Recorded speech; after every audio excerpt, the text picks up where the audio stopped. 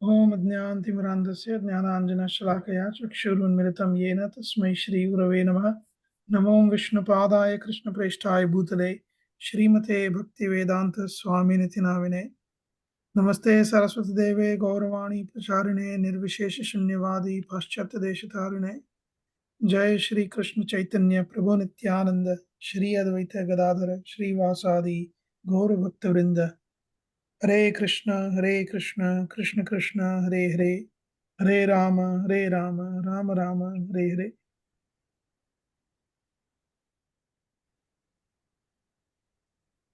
Thank you very much for having me again on this session.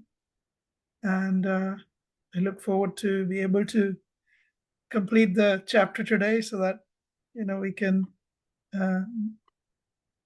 we can progress to the next chapters. Have you already started moving on to the following chapters or? Yes, we have, Prabhu. Okay. All right. Okay. That's good. I don't feel that bad then. Okay. All right. So, please remind me, where did we stop last time? It was the eye. Oh, That's yeah. the one. Yeah. Yeah, Yeah. that's the one. All right. So we saw how Dhruv Maharaj, even though he was liberated, he had direct darshan of Lord Narayan, Garuda. He had the mercy of Narad Muni, and yet he had to rule the kingdom for 36,000 years in Satyuga. So many acharyas have explained this is because his original desire when he set out was to have a kingdom of his father. And as he was meditating on the Lord, his desire changed to having a kingdom which was even greater than his father.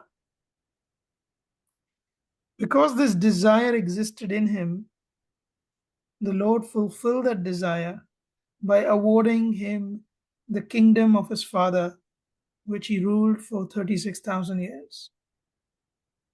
And of course, after that, he then is awarded the Dhruva Loka, and we'll see that in the subsequent verses. It's very important that we are careful about what we desire. If our desires are not purified, then we would have no choice but to come back to this world and to continue enjoying and suffering in this place. It may be a different planet, it may be a different circumstance, a different body, but coming back is assured. Ah Brahma Bhuvana Loka. So Krishna says in the Bhagavad Gita, from Brahma up to the human beings and even the animals. Ah Brahma Bhuvana Loka. Punaravartino Arjuna. Punaravartinaha. Everyone has to come back. So because the Lord did not want Dhruva Maharaj to have to come back, so he awarded him in this life itself the joys of ruling the kingdom. At the end of the 36,000 years, Dhruva Maharaj handed over the throne to his son and he takes retirement. I think that's a very important thing. We all will have to retire one day or the other. And if the reality of life is, if we don't retire voluntarily, as in if we don't give things up voluntarily, we don't sort of reduce our demands and our wants and needs voluntarily, the Lord will take away anyway. At the time of death, everything will be taken away. So considering this, Dhruva Maharaj, he handed over his kingdom to his son. And I think the most important thing is this. that he was able to consider the effect of time and how everything is ultimately controlled by time. Upashrishtam kala. Kala is time and everything is time bound. Um, many years ago, I was speaking to a sadhu, a wonderful devotee, um, and I was struggling at that time with uh, able to take some decisions in life. And while I was struggling, I asked him, "Would you advise me how would I take a decision?" And he gave me a very nice principle that I apply. Of course, I have to work to consciously apply it, but the success will be if I can unconsciously continue to apply it. And the principle is this, and you might find this really, really beneficial, especially when you struggle in life. How do you see the problems in life? How do you see the opportunities in life? How do you see the crucial decisions in your life, and how do you make those decisions? So he told me, think of it in terms of one, one, one, one. So what is this one, one, one, one? So listen carefully. He said, whatever you are reacting to or whatever decision you are taking, before you take that decision, ask yourself, how will I feel about what I'm just about to do or decide? How will I feel after 1 minute? Will I regret it? Will I be okay with it? Will I be happy with it? And how will I feel about it 1 day after? And how would I feel about it after 1 month? And how would I feel about it after 1 year? And he then added, well, for decisions which are really, really important, life changing, you may even ask, how would I feel about this decision in one lifetime, as in my next life? Where would this lead me to in my next life? Because every action that we do today becomes the consequence and the result for what happens tomorrow. For example, if you overeat today, you might enjoy, oh wow, I can overeat, I can indulge. But your self aggrandizement, your overindulgence is only going to lead you tomorrow to spend practically all your day in the loo, as your stomach cannot handle it and its body's trying to flush it all out. So it's going to be a miserable day tomorrow because of your overindulgence today. So, all our days tomorrow are born of our days today. All our future lifetimes are born of lifetime at present. And if you apply this principle, one, one, one, one, uh, what you are doing there is you are able to see things in terms of time. That's a very sobering thing. And Dhruva Maharaj did exactly that. He understood Kalopashrishtam. Everything is ultimately controlled by time. So there's no point clinging on. He decided to leave for Badrikashram, and um, he left to Vishalam. Vishalam means Vishala. Vishala is another name of Badrikashram in the Himalayas. And when he left his 8 identities behind. We did this, so I'll just summarize it. Atma, Stri, Apatya, Surida, Balam, Vriddhakosham Antapuram Parivihara Bhuvascharamya Bhumandalam Jaladimekhalam Akalayya Kalopashrishtamiti sa Prayayau Vishalam. So these eight, and Parikshit Maharaj, if you see in the second canto, he chose to give up these eight identities. These are eight identities that are actually not our own identities. These are identities that are integral to us. And what I call as, we all have an identity of self. Let me.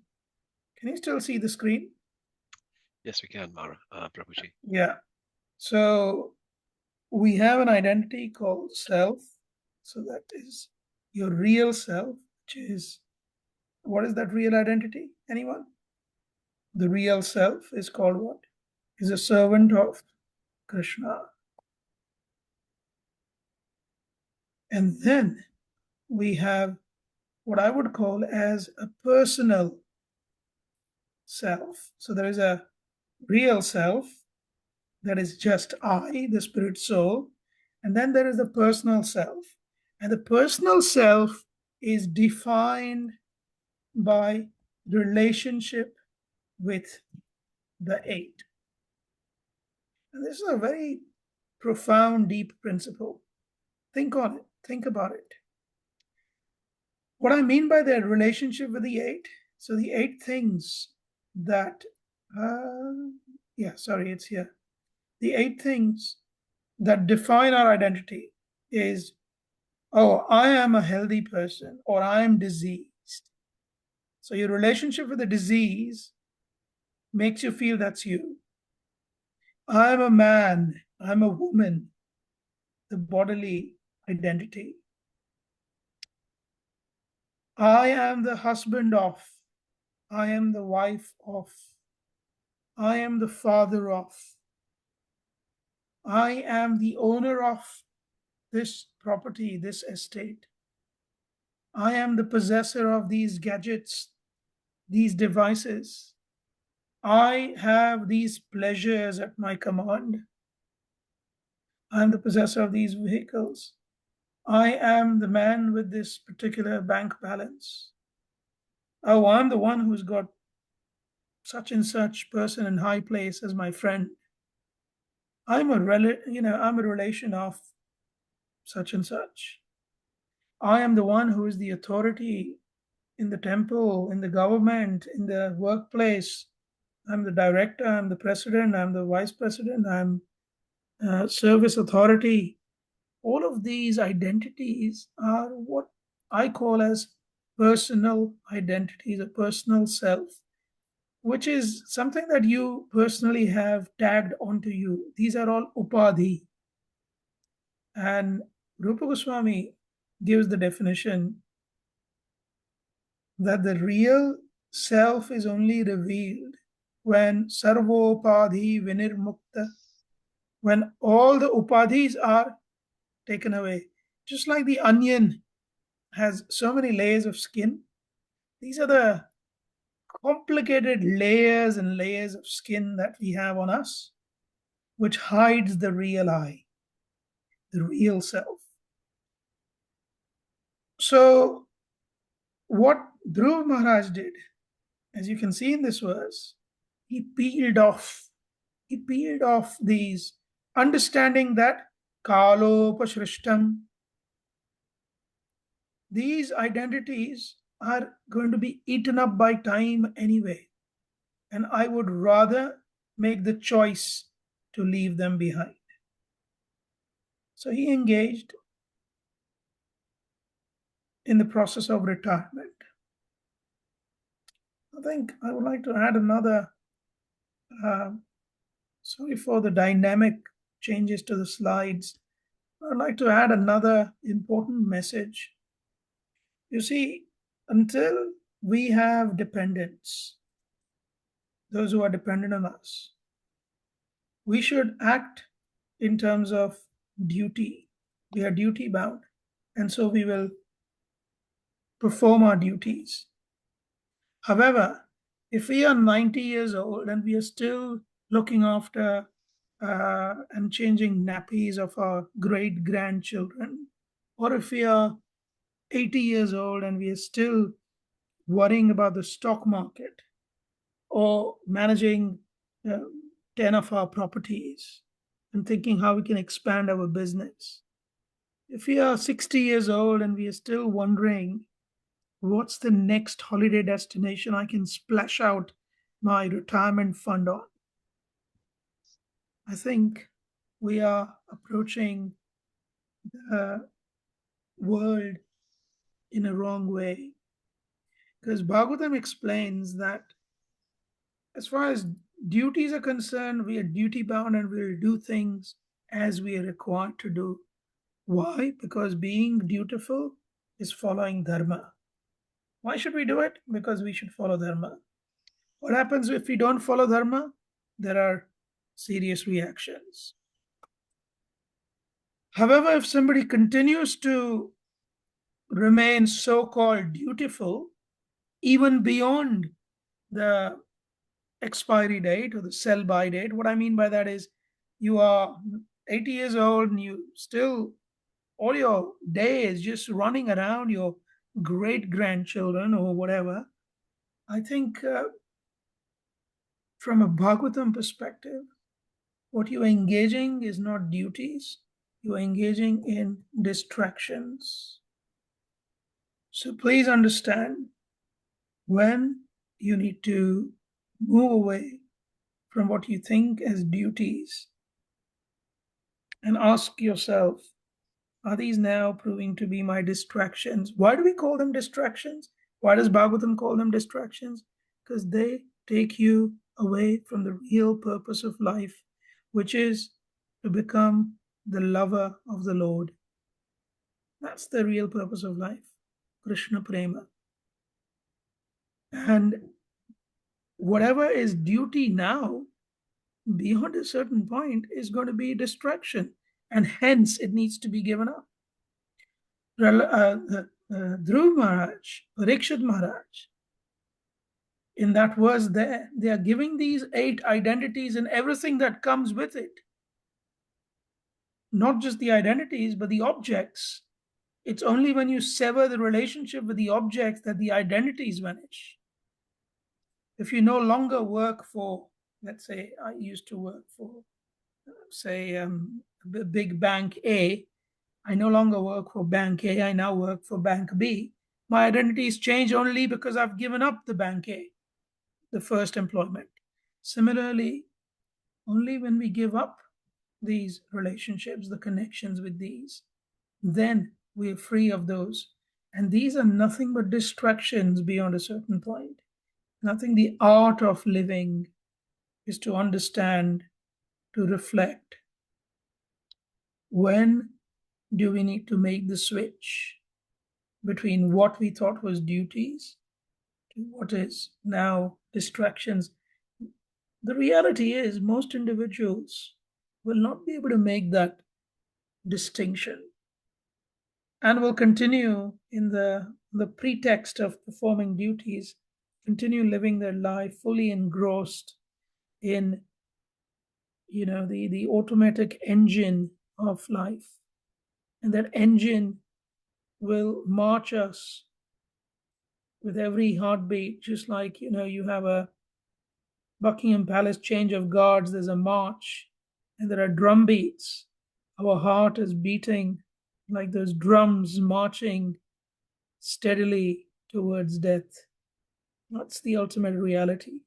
So if the switch is not made, if the focus hasn't changed, there's a problem. So what did Dhruv Maharaj do? He engaged in the process of the eightfold Ashtanga Yoga. So you might wonder, why did he perform Ashtanga Yoga and did not perform Bhakti directly? So of course we know that Srimad Bhagavatam says, Krute yadhyayato Vishnum Tretayam yajato makhai Dwapare paricharyayam Kalau tadhari kirtanat. Krite in Satyuga, which is the yuga in which Dhruv Maharaj appeared. Dhyayato Vishnu. One must meditate on Vishnu. So it was the process for that age. That's why we see Dhruv Maharaj is engaged in Ashtanga Yoga. So he practiced dharana directly. Bhagavatam says he did not go through the full process of yama, niyama, asana, pranayam, pratyahar, dharana, dhyan, samadhi. So when one retires, actually, these are, although I wouldn't profess performing full Ashtanga Yoga in its classic sense, I think the principles are really, really useful and can be applied nonetheless. So, yama in simple words is don'ts. We need to know what are the do nots. And this is something that we can practice or we should be practicing even now. What are the do nots in life? Now we know as lawful citizens, do nots are things like we do not steal, we do not commit crime, we do not, there's so many do nots anyway. We do not purposely drive on the wrong side of the road. We do not, take intoxicants. If we are spiritual, we do certain things, and that's niyama. Most of us don't go beyond that point. So the next step is asana. Literally means sit down. Literally, sit down. Stop, pause. You have been going on in life, and in your life there's only one or maybe only two buttons. One is play, and the other is fast forward. There are no other buttons on the tape recorder. So, of course, the stop button is death. And the important thing, the choice that we have, is to sit down and pause, and then pause and reflect. Pranayama. Prana means life, literally, and ayama means you control. You control your life breath. What it literally means is that you form certain regulative habits. So regulate your life. So pranayam literally, if you think from a yoga perspective, it means a certain, breathing in a certain way from the left nostril and then breathing out through the right, then breathing in through the right nostril, breathing out through the left. What you're trying to do there is regulate your breath. We must regulate our life based on the reflection that we've had in the pause. We regulate our life. Well, you know what? I really don't want to do this. This is not the purpose of my life, but I've been doing it. So you sit down, you pause, and then you regulate based on the pause. And as you regulate, of course, the very next thing to do is to draw inwards. Actually, there are only two philosophies in life, broadly speaking. Either we expand our possessions, our titles, our families, wealth, all of the eight things, we just expand in that, or we slowly, it's a nice phrase in English, in the UK, we call it downsizing. We slowly downsize. And there are only two things, and that's broadly those two are life's philosophy. Pratyaha literally means drawing in your senses or downsizing. Yes. So all we tend to do is upsize, and we think, well, that's the way forward. And in fact, even though some of us might be at a junction in our life where, well, we tried our best to add so many things in our life, to add a bigger house, more children, a better husband, a better wife. We are with what it is, or a better job, better friends, good friends, um, to have no enemies, less enemies, and to have uh, all of these 8 things, nice vehicles, gadgets. We may have tried, we failed, and now we live with a regret. The reality is, regret is just because of lack of true vision. Um, what the path of yoga suggests is that the principle is that we downsize. Pratyahara means drawing. Prati means towards. Ahara. Ahara means inwards. Ahara also means eating. You must have heard ahara nidra bhayamaithanancha samanyam etat pashubhirnaranam. Ahar, very common word in many provincial languages also in India: Hindi, Gujarati, Marathi, Bengali, even South Indian languages, Telugu, etc. So, prati ahar, drawing inwards, downsizing. Then what do we do? We've downsized, we've regulated, we've paused enough, we followed the do's and don'ts. By the way, as you move to the next step, these are progressive steps. What do I mean by progressive steps? Let's say you're climbing a ladder and you are on step number 6. It's an 8-step ladder. Could you go to step number 6 having not gone to step number 1 to 5? No, it's not possible. So the fact that you're on step 6, you're still on step 5 and 4 and 3 and 2 and 1. So all of these continue progressively as you go forward. So yes, you remain downsized, regulated, pausing regularly, following your do's and don'ts. And then dharana. Dharana means, literally in Sanskrit, it means to concentrate or to focus. Once we develop a focus on the real purpose of life or what we really need to achieve, we can then meditate on it regularly. So, dhyana means to meditate. And that meditation, when it becomes crystallized, focus is like trying to put water in a dish and put it in a fridge. Dhyana or meditation is the crystallizing process of the water converting into ice, and samadhi is total absorption. And that's where now I would like you to apply these 8. Actually, these can be applied to anything, absolutely anything, material or spiritual, because these are principles.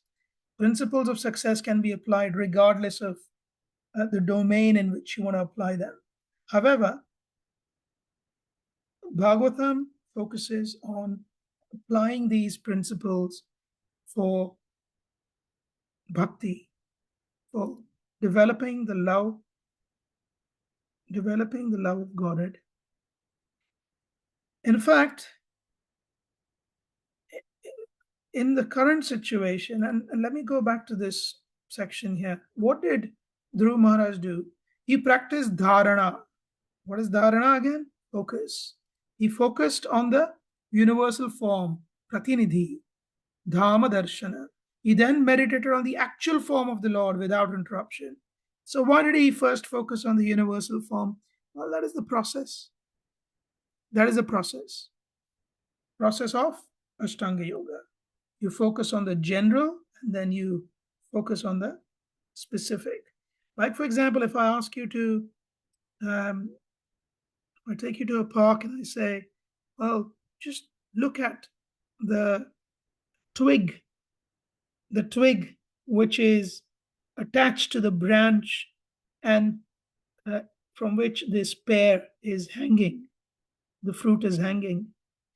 You might say, well, which twig, which branch, which pear, which fruit? There's so many. So I then draw your attention. Well, look at the tree. Can you see which tree? You may not even know which tree I'm talking about. Oh, look at that tree. Now look at that branch. Now look at just look left there. Yes, that's the group of or bunch of fruits. In that, I'm talking of that particular. So I'm kind of going from a wider lens to a more specific lens. So that's a normal process. So he started with dharana, focus on the universal form, which is pratinidhi. Pratinidhi means representative, literally in Sanskrit. Is a representative of the specific form of the Lord. And then he had his uninterrupted meditation on the specific form of samadhi or full absorption. Sthule dadhara bhagvat pratirupa etad dadhara dharana dhyayam stadavyavahito vyasrajat samadho. So dhyayams from dharana, he moved to dhyan, which is meditation, from focused meditation to complete absorption.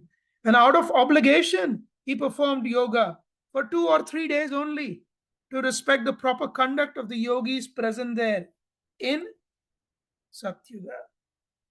So, in that yuga, because he didn't need to do that, he had direct audience with Lord Narayan already. Dhruva, he experienced Ashtasatvika Vikar. These are mentioned in Chaitanya Charitamrita. Even Mahaprabhu would experience these. So these are, natural, um, natural bodily external symptoms of ecstasy. Hair standing on end, having goosebumps, crying incessantly, your body elongating, rolling on the ground, feeling completely having lost control of yourself, almost being hysteric, and up to a point, even losing consciousness. These are some of the vikaras. Vikaras means modification. Satvika means of the body. Ashta means 8. These 8 modifications of the body. And Dhruv Maharaj, in his very body itself, linga means his subtle body, mukta linga, he was liberated. In his this same body, physical body, he became liberated. Now, while we were talking of focus, I was just meditating that it's so important that today we have a very strange problem. And the problem is not of scanty, but the problem is of plenty. Usually, people have a problem of scanty. I have too few clothes. I have too few shoes. I have too few money in my bank. People generally have problem of scanty. Now we have a problem of plenty. There's plenty of lectures, plenty of speakers, plenty of reading materials, plenty of YouTube videos, plenty of connections on my Facebooks and X and whatnot, social media, plenty of retreats, plenty of programs, plenty of kirtans. And actually, they can both be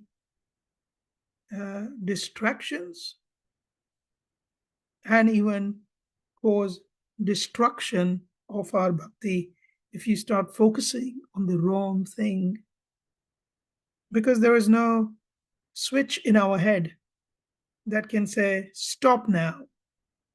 We jump from one branch to another like a monkey. So actually there is a direct injunction in Kathopanishad in 2 places, Kathopanishad, Mundakopanishad. Nayam Atma Pravachanena Labhyo. The Supreme Lord, here Atma refers to the Supreme Lord. The Supreme Lord will not be attained Pravachanena Labhya. Labhya, attained. Pravachanena. Pravachana means by giving nice discourse.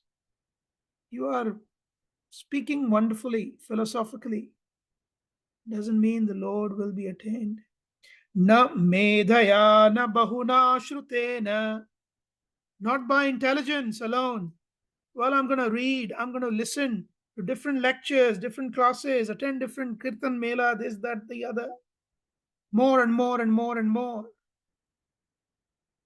Na bahuna shrutena. By hearing too many. Directly it says. Bahuna, too many. Shrutena. By hearing too many things. What it means is, don't just hear, act. Don't just speak, act. Don't just try to figure out, act, apply. The trick is to sit down. Even if we are doing things, we are only doing at the level of do's and don'ts. Actually, if I be completely honest, most of us are only doing the do's and partially doing the don'ts. We are either doing don'ts or we are doing do's. Do not eat meat. Yes, I'm a vegetarian. You following the don'ts? However, I don't actually offer my food all the time. I'm just a vegetarian. I'll pick up something from the supermarket, pop it straight to my mouth without even thinking of Krishna. So you may be doing don'ts, but you're not doing the do. Sometimes we do the do, but we don't do the don'ts. For example, I was told I should chant 16 rounds of Hare Krishna Mahamantra every day. Yes, I am doing it. And this morning while I was chanting, I was thinking how crazy this particular devotee is. He is just such a nonsense. I really, really hate him. Well, hang on. You're chanting your rounds, do's, but then Padma Puran says there are 10 offenses to the holy names. Do not be offensive to the Vaishnavas of the Lord who have dedicated their lives for His service. You don't follow the do nots. You don't follow the 10 avoidance of the 10 offenses while chanting. So actually, if we analyze, we are just toggling between the do nots and the do's. Even for a single item, if we can do both the do nots and the do, that will be a success. But then we need to also pause. So I think if we can just focus on this, strengthening this back to the basics, that is what is meant by not unnecessarily, running around. Otherwise, it'll be like this poor lady who was thirsty, and Buddha told her, well, you're thirsty. This kingdom has at least 100 wells. Go and look at which one is the best, and come back. She went around. She went to all the 100 wells. She came back to Buddha, and Buddha said, well, are you happy? She said, well, to be honest, no, because I've still not quenched my thirst. So Buddha said, well, what did you do? She said, I just went around from one well to another. And he laughed. He said, well, you should have just picked one, and you should have drawn the water from it and quenched your thirst. So sometimes there are situations like that. That's why the Upanishads say, don't just run around. And that's the process of Dhruv Maharaj, when he was asked by his stepmother to leave the lap of his father, that's Dhruva, by the way, and he was pushed out of the kingdom. He said, I'm going to go away. He asked his mom, and his mom said, oh, you can go and find Vishnu in the forest. He went to the forest, a little boy, and Narad Muni came there to try him and test him, take him away. But of course, he wasn't the one to be distracted from his purpose. So Narad Muni went and told his father, Uttanapad, your son is meditating on the Supreme Lord. And of course, the Lord actually gave his audience to Dhruva. Dhruva did not even know, Bhagavatam says, what to speak, how to greet the Lord. He did not even know how to pray. It's a 5-year-old boy. In fact, Vishwanath Chakravarti Thakur says he had not even learned Sanskrit grammar or vocabulary. So he did not even know how to compose a single verse. What is that object that touches the mouth of Krishna? That is the conch shell.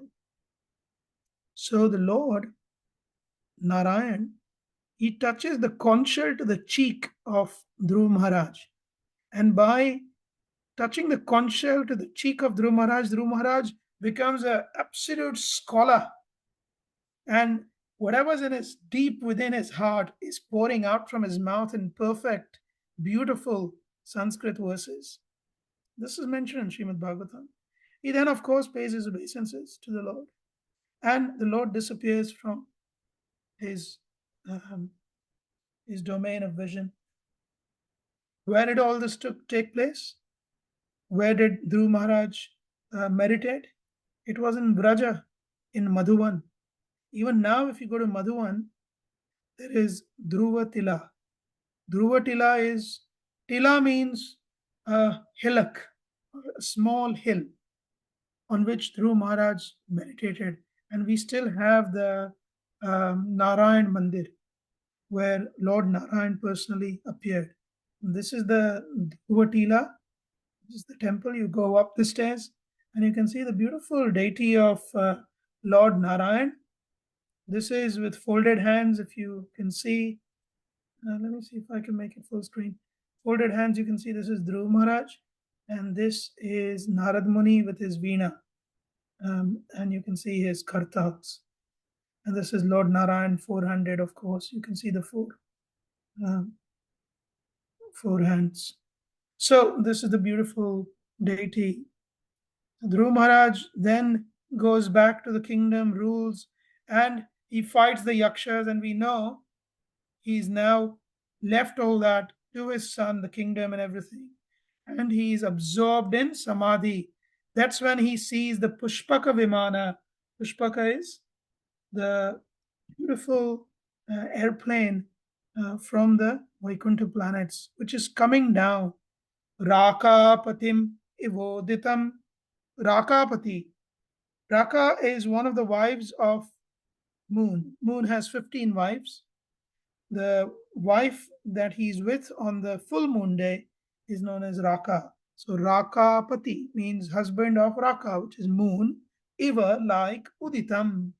Just like a full moon rises in the night sky and its brilliant shining disposition is super attractive to everyone. Similarly, the Vimana, the Pushpak Vimana was like the full moon which appeared there. And like in modern aircrafts, you have a pilot and a co-pilot. There were two individuals, a pilot and a co-pilot, Nanda and Sunanda, who were driving the aircraft. Dhruv Maharaj stood up.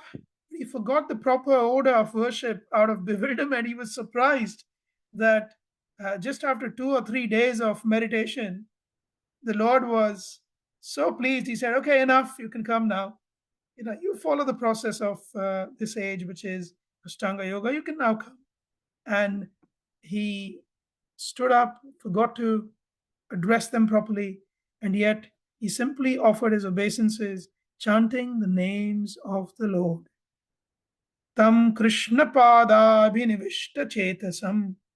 His chetas, his consciousness, Krishna Pada, the lotus feet of Krishna, Abhinivishta, his consciousness was completely invested.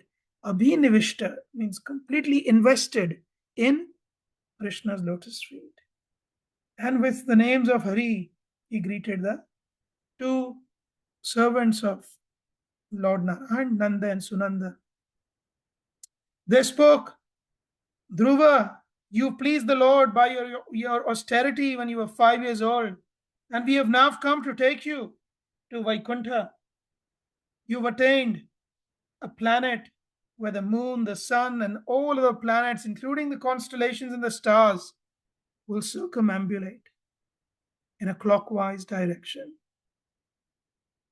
So, Dhruva Loka is the North Star, which is also known as the seafarer's star, because people out on sea, they in the olden days they could only take guidance through in the night sky through the North Star, which would always be fixed in the sky, and the entire firmament of the sky is circling around the Dhruva planet or the North Star.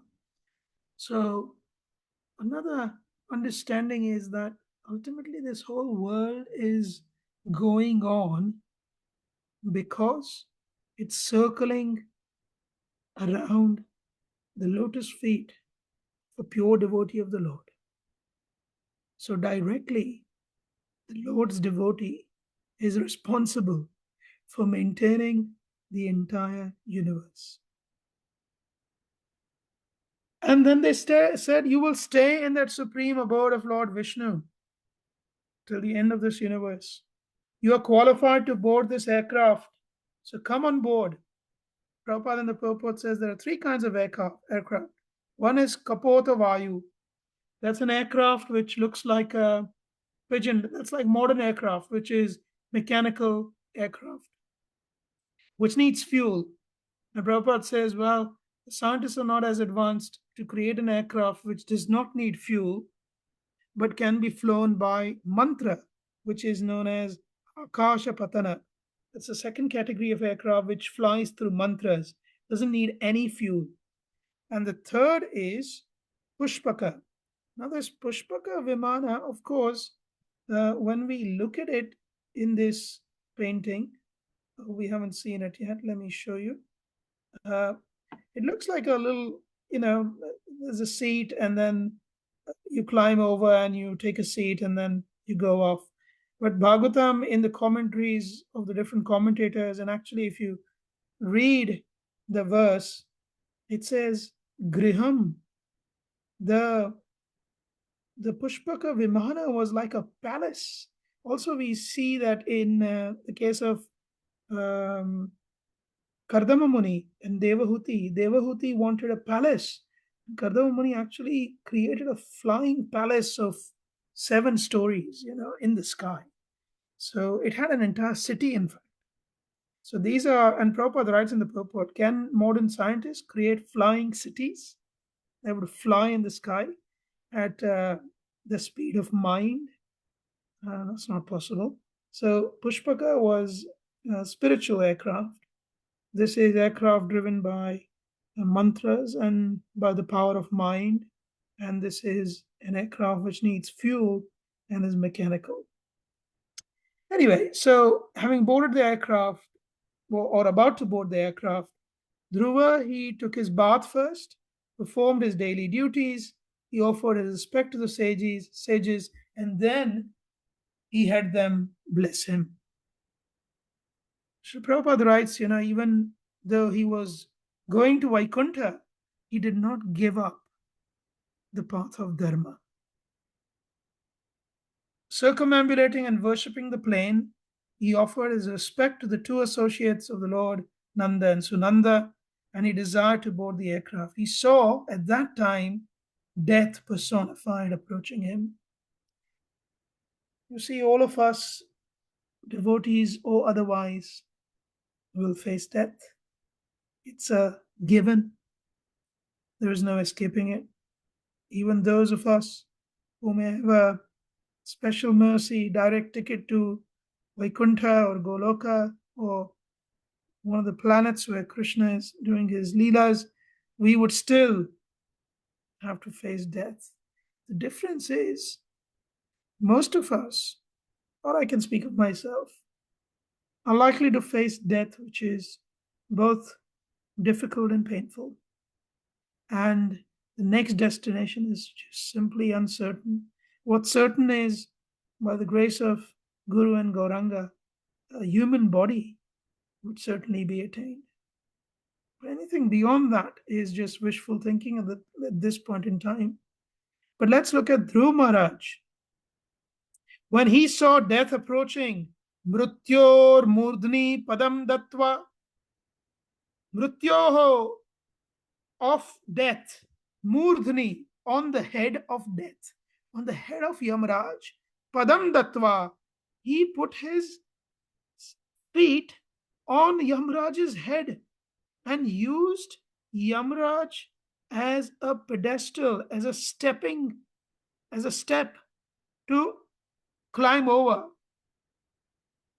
to enter the aircraft. Aru, here it says, Aruroha. Aruroha means he climbed. Adbhutam griham. He climbed this unimaginable, Adbhutam griham, aircraft the size of a huge palace or house.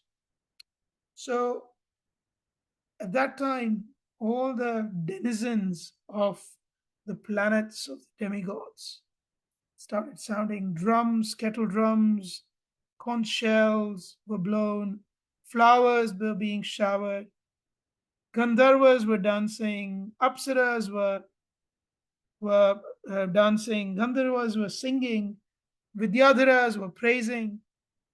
It was a celebration in the celestial sky. Now, in terms of the geography or the universal cosmology, we know that there are 28 hellish planets defined in the Srimad Bhagavatam. And if you look at where they are, so if you look at this as the plane of Bhumandala, there are 7 planets which are below the Earth. The earthly planet is here, where my mouse pointer is, right at the top. And then you have the Atala, Vitala, Sutala, Talatala, Mahatala, Rasatala. Rasatala is also a very special place. It's actually heavenly. Bali Maharaj stays there. Patala. And below the Patala Loka are the 28 hellish planets, which is 99,000 yojanas below Earth. So it's this place where these 28 planets are, which is where most individuals will find their destination. And then we are taken by the Yamadutas in turns in front of Chitragupta and Yamaraj. And Chitragupta, the minister, he will give the final judgment, which will be attested by Yamaraj. Sometimes Yamaraj would make corrections, but otherwise Chitragupta is pretty perfect in giving the final judgment. So that's where we would end. You can see here Dhruv Maharaj. Not only did he climb, but as soon as he put his foot on the wing of the aircraft, you can see he changed the color of his body into a bluish complexion. And soon as he climbed up, he developed 400 form and became like one of the Vishnudutas. So the transformation was instant. This is Badrikashram. You can see the Himalayas in the background. So at that point, he was really feeling grateful to his mother, who became the Pada Pradarshak Guru, the Guru who showed him the path. Pada Pradarshak Guru is one of the Gurus who shows the path. And so he remembered his mother Suniti, and he was feeling a heaviness in his heart. I am going to Vaikuntha, but what about my unfortunate mother? So the 2 associates of the Lord showed him that his mother had already boarded an aircraft before him, and the airplane was in front of him. When Dhruva saw that, and he saw the many planets one after the other, he became really, really pleased. You can see this aircraft, Suniti is already on this aircraft. That's what the 2 associates have told him. So he's paying his obeisances. And then he's looking at all the different planets that he has to go through. So if you look at the planetary system, you can see the lower planets here. Rahu, this is Sun. And then you go all the way up, there is Moon. There are the 28 nakshatras, there's Venus, Mercury, Mars. And what you see here is the orbits of these planets, Jupiter, Saturn. And then beyond that, you reach Dhruvaloka. So this is where Dhruv Maharaj. And of course, just below the Dhruvaloka is the Saptarishi, the seven stars. So that's Dhruvaloka, and above Dhruvaloka is Maharloka, Janaloka, Tapoloka, Satyaloka. When partial dissolution happens of the universe, it happens up to this point of Dhruvaloka and below, not including Dhruvaloka. The partial dissolution, everything else is destroyed and then gets recreated. So that happens at the end of the day of Brahma, at the end of every day of Brahma. End of day of Brahma is one kalpa. The word for the end of day of Brahma is one kalpa. So what's the lesson we learned? The lesson we learned here is to liberate one's forefathers and family members, we must perform bhakti. Like Dhruv Maharaj could liberate his mother simply by performing bhakti. That is the real benefit that they will get. We do not just perform the Shraddh ceremony, and we find that so many general Hindu population, they perform Shraddha ceremony. They think, well, that would be enough. Reality is, if you perform Shraddha ceremony, the forefathers who might be stuck over here, where my mouse cursor is at the bottom, there are certain planets there, just there, where my mouse cursor is, above the 28, in the Patal Loka, where there is Pitriloka. You can see here Pitriloka and hellish planets. Pitriloka is like a holding place where, if you sometimes when people are exhausted, they can, like, you go to a factory, and I've been to many factories in my life, and I've seen facilities in a factory. When workers are tired, they can go to a room where they can take a few minutes time off work just to sort of, replenish themselves and become a little bit more energetic again to be able to continue doing the work. Similarly, Pitraloka is a planet where your forefathers, my forefathers, they can get some temporary relief from their hellish conditions. And that is guaranteed when we do the Shraddha ceremony. So actually all we are saying is, well, great, beat them up, let them suffer. But because I'm making this offering, give them some relief. Whereas if one becomes a devotee, one penetrates through all of these, and can even penetrate completely through the outer coverings of the universe and take their entire family from their father's side, from the mother's side, and also from their spouse's side. They can take them to Vaikuntha or higher planets. So bhakti is the real thing to be done. Srila Prabhupada says the conclusion is that a disciple or an offspring who is a very strong devotee, even a disciple, can carry with him to Vaikuntha Loka either his father, mother, or Shiksha or Diksha Guru. Sometimes people ask, well, Prabhu, if you're not, if I'm not following, they ask, if I'm not following everything that I'm preaching, should I still preach the right thing? So I said, well, are you realized that you are not this body, you're a spirit soul? Have you realized it? Like truly realized it? Brahma Bhuta Prasanna. So he asked me, how do I know if I've realized it? I said, yeah, Krishna answers. Brahma Bhuta. If you realized you are spirit soul, means you are Brahma Bhuta. And the symptom of a Brahmabhuta is Prasannatma. He is always happy. There is no sadness found in him. Na shochati. He does not feel sorrowful for anything. Na kangshati. He does not need anything. He's self satisfied. Are you that? So he said, no, no, no, I'm not. I'm clearly not. I'm clearly not. So I'm actually not self realized that I'm not this body. I'm a spirit soul. So I said, okay. So if your question is, if I'm not realized, I should not preach until I am fully realized, then that means you should not even preach that you're not this body, you're a spirit soul, because you've not truly realized it. And according to your logic, you should preach that you are this body, because that's the level you've reached.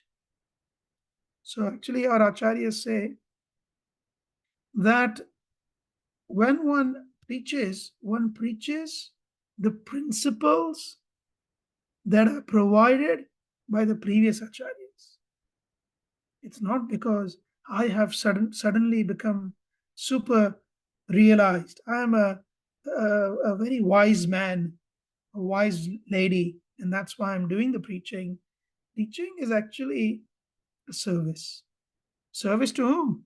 Service to fulfill the order of the previous acharyas, ultimately Gauranga. Jar देखो तार कहो कृष्ण उपदेश आमार आज्ञाएं गुरु होए तारा ही देश आमार आज्ञा. That is my order. Krishna is saying, Gauranga is saying directly. So in fulfillment of that order, we are doing the service. And if we happen to become a Shiksha Guru of someone, someone may even become a Diksha Guru. And even if we are not completely pure, if somebody within the Sampradaya who is connected to us is a very strong devotee, they can carry us to Vaikuntha. So Bhaktivinoda Thakur says actually in a song, Dalalera Geet, he says, I'm simply a dalal. It's a word in Bengali, Hindi, Marathi, many languages of the north. It means a dalal is one who is a broker, like a stockbroker. He says, I'm only collecting my brokerage. All I'm doing is introducing people to the Harinam and introducing people to Krishna consciousness. They are doing their practice very sincerely, and as a result of their sincerity, I am receiving my brokerage, and my life is sustained simply on their brokerage. Because factually, frankly, I possess nothing. Of course, when Bhaktivinoda Thakur is saying that, it's symptomatic of his deep, genuine humility, and one must not think otherwise. But this is Prabhupada's instruction here, and I just covered this. And ultimately, we see that Narad Muni personally glorifies his servant Dhruv Maharaj, his disciple Dhruv Maharaj. And he says Dhruva is personification of severe austerity. He's although 5 years old, he followed my instructions. He's making his guru proud. And at nearly 6, he attained the Lord. Even the best Kshatriya in this world is simply a Kshatra Bandhu, a lowest Kshatriya compared to my disciple Dhruva, who has attained the highest position so young. Srila Prabhupada says, the lesson from here is every mother, like Suniti, must take care of her son and train, actually son and daughter, and train him to become a brahmachari from the age of 5 years and to undergo austerities and penances for spiritual realization. It's incumbent on the mother. It's an order that must be fulfilled. Finally, the last slide is the Phalashruti. It says, persons who've completely taken shelter of the lotus feet of the Lord should recite this narration of Dhruv Maharaj without taking remuneration, which means any fees. Now, I certainly haven't charged anyone anything, so we do fulfill the first criteria. Specifically, recitation is recommended on the full moon or dark moon day. Today is not full moon or dark moon. On the day after Ekadashi. Today is the day after Ekadashi, so we've ticked the box. On the appearance of Shravana Nakshatra, today is not Shravana Nakshatra, it is Vishakha Nakshatra. At the end of a particular tithi, or the occasion of Vyatipat, at the end of the month, or on Sunday. All these are all ors. So we have fulfilled the criteria of glorifying and reading this pastime on the day after Ekadashi. Such recitation should, of course, be performed before a favorable audience, which you all are. When recitation is performed this way, without professional motive, the reciter and the audience become perfect. So we have been given the blessing by Srimad Bhagavatam. And of course, I just put this in to say that Srila Prabhupada said the one principle we learn from Dhruva Maharaj is his very name, Dhruva, which means determination. It is our duty to follow in the footsteps of Dhruva Maharaj, for he was very determined. We should also be determined to finish our duties in executing devotional service in this life. We should not wait for another life to finish our job. 4872 purport towards the end of the chapter.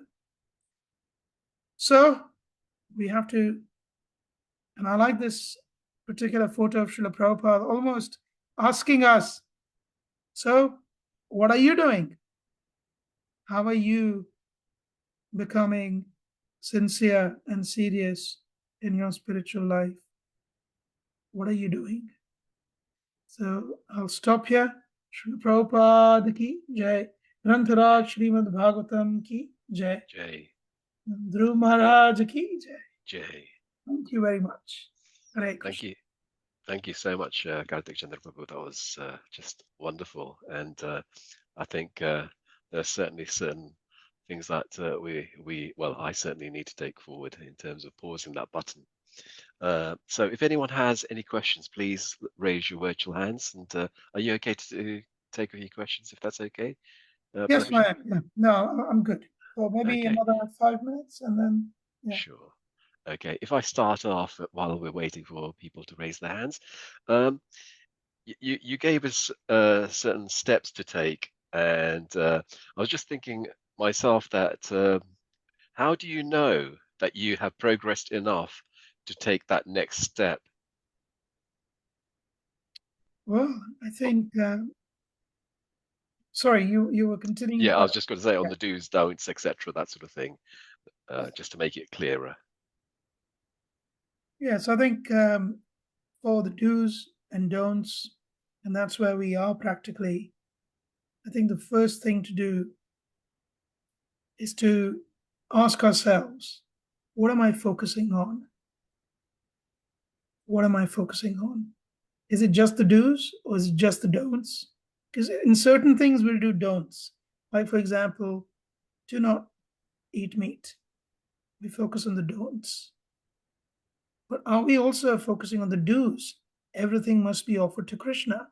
In everything that we are meant to do in our spiritual life, ask ourselves of both the yamas and the niyamas. And that actually applies in absolutely everything. If I, for example, even, if I was to tell you that, Dharmendra Prabhu, please drink warm water at night before you sleep. So in that instruction is an inherent instruction, please do not drink cold water. So it's just a way of training our minds to question. And when we've questioned enough, when we've got the two sides of the coin, so as to say, the do's and the don'ts of every act that we need to perform, I think there's a lot of emphasis in, for example, four regulative principles, or let's say chanting. There's a lot of emphasis, chant your 16 rounds, chant your rounds, chant more. But there also needs to be emphasis on Do not do this when you chant. You're not meant to do this. This is not how you should chant. So I think having that rounded approach is important and missing. And by cultivating honesty, which is something that devotees struggle with, and that's because we all want to, we all want to do the right thing, and it's not easy. So we try to fake it sometimes.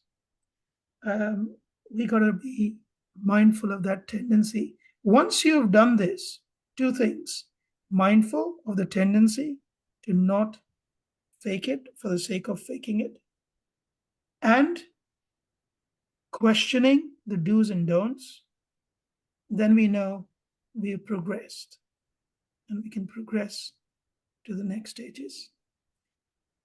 I hope that kind of gives you a pointer.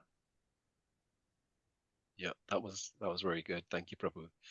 Senil Prabhu, would you like to unmute and ask your question? It'd be nice if you can show yourself, if that's okay as well, if that's possible. Hare Krishna Prabhuji. Sorry, Prabhuji, I won't be able to switch on the video right now. Okay, no problem. Hare Krishna Prabhuji. My question is, as this Dhruva Maharaj Prabhuji left everything, and when he decided to focus on Krishna, and there are other such examples mostly. So if anyone wants to get into pure bhakti, is this the only way, or are there examples where somebody has actually stayed and continued till end of his life, and in this, the material world, doing his duties or whatever, and achieve full bhakti? Or is it that we to detach out, because it is difficult? I can understand staying here and keeping yourself detached from whatever you are using. Maybe you are just staying at your home and you get attached to your home. You see, one should look at the. I get the point. So yeah, one should look at the Shastra in the right spirit, and I'll tell you what that spirit should be, and that'll answer your question.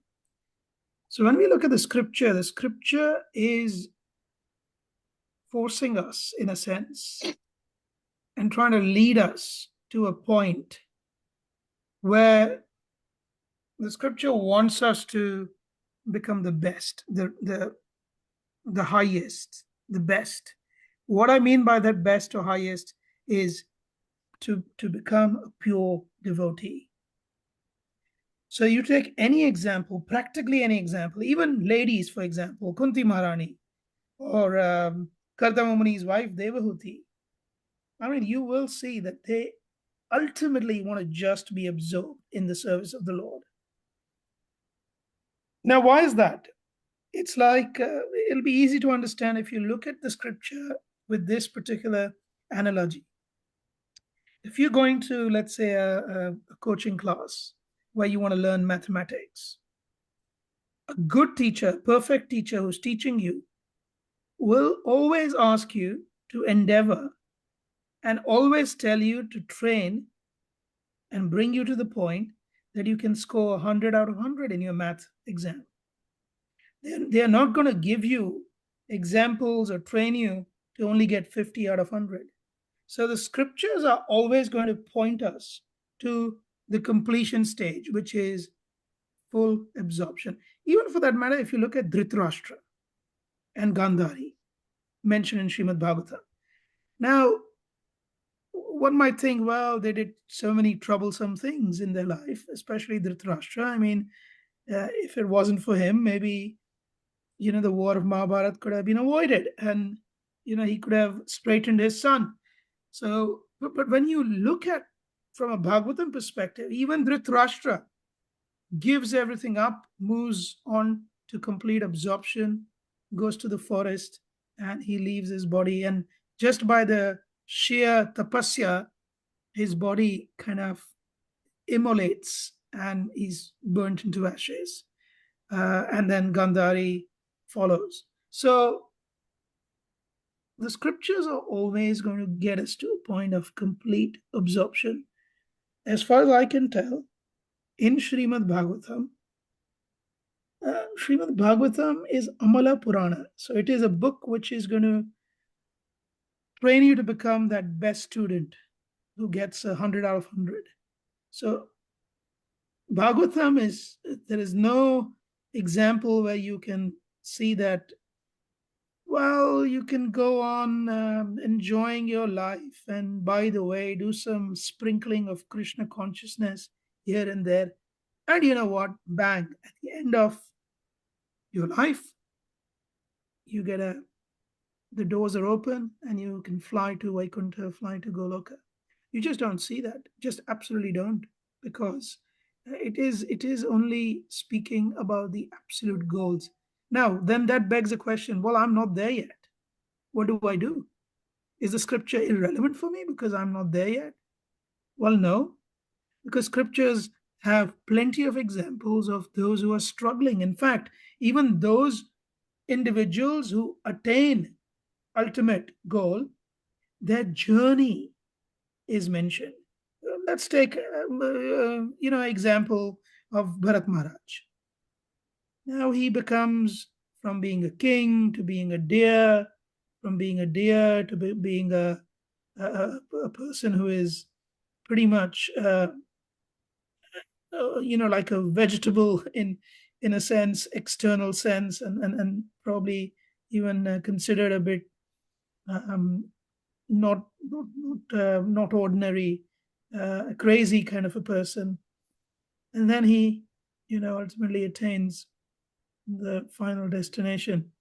So the journey, and we can see what all the shortcomings and the downfalls and the traps, the entrapments on that journey, the path to Krishna consciousness.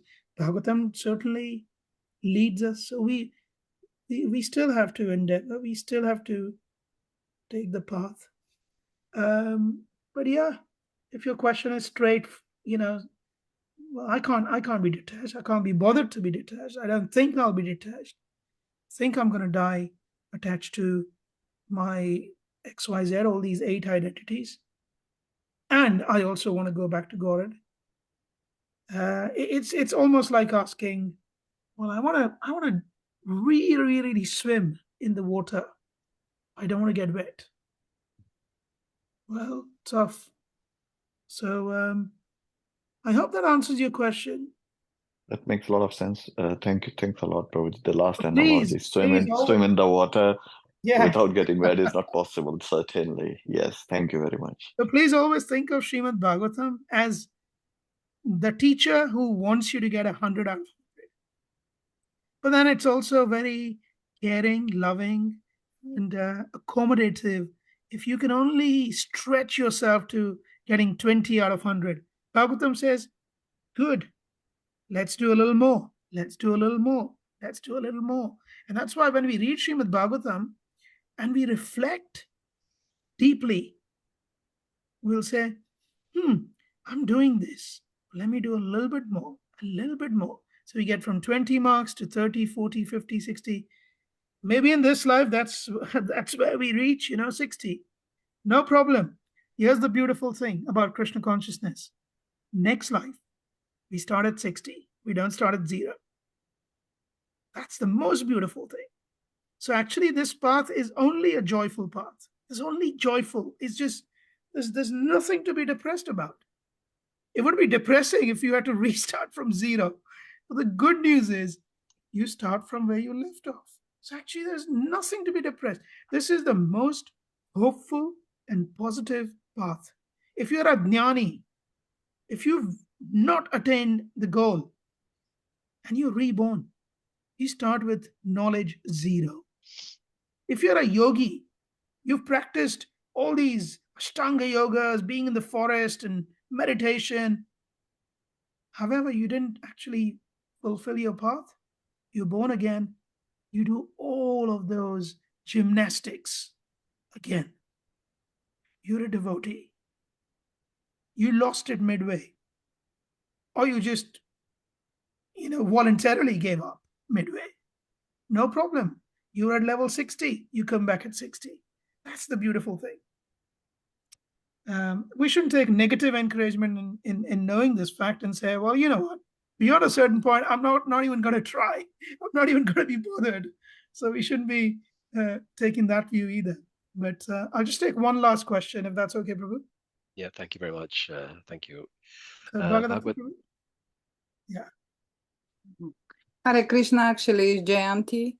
Hare Krishna. Hare Krishna Prabhu. Following the question of that Prabhu, I had a similar question. In Bhagavad Gita, in the purport to I think it's 13th chapter, verses 8 to 12. There is a very long purport, and there Prabhupada explains that if we do 4 principles and train the families of our members to do them as well, then there is no need to move from grihastha life to renounce life. So yeah, I was wondering what are your thoughts on that? What you would say? No, absolutely. So I think, and this is again a general misconception that many of us carry, that renunciation is, or detachment is actually a outward detachment. Detachment should not necessarily be an outward detachment, but an internal detachment. And Prabhupada also says several other places where, like you mentioned, that if the family members are trained in, and Prabhupada says, deity worship, reading Srimad Bhagavatam, offering prasadam, and chanting Hare Krishna. He says, I believe these 4 things, if I'm not wrong, these are the 4 things he says: chanting Hare Krishna, accepting prasadam, doing deity worship, and reading Srimad Bhagavatam and Bhagavad Gita. These 4 things. Discussing Yeah. with the family members. Yeah. These 4 things. Then they can become devotees themselves, and then you don't need to have these external detachment, as in you don't have to run away from them because they are devotees. And yet we see example of Mother Kunti, who says in her prayers that, let me be detached from the Yadavas and the Kurus, because my attachment to them as sons, or my attachment to them as members of my mother's mother's family, father's family, I don't want that attachment. I simply want to be attached to you, Krishna. So it's a dual principle. Externally, we may not have to run away from anyone, and yet internally we have to cultivate that degree of absorption in Krishna. And both of these have to happen together. Ultimately, Srila Prabhupada also said, and it's in Satsarup Maharaj's biography of Srila Prabhupada. Prabhupada said, I asked my wife, do you want tea or do you want me? And my wife said, tea. And so I gave it up. So what Prabhupada is trying to say, well, that's oversimplification. I'm sure that there were several conversations and thought processes that went into it. But the essence of it is, when family members become unfavorable, then there is no choice. For Vidura, his only family, the only family he ever knew was Dhritarashtra. The only kingdom he ever knew was Hastinapur. And yet, when it became unfavorable, he left physically. So what Srila Prabhupada is clearly saying is the intention should be that we have to give up those things which are not favorable to spiritual progress, and we should not be attached to them. I believe in that purport he also says this somewhere, that we should, when things are not favorable to spiritual progress, we should not be attached to them. And that's what he says about detachment to children, wife, home, and all of the other things, because these are natural objects of affection. Yes. So that's how we understand this.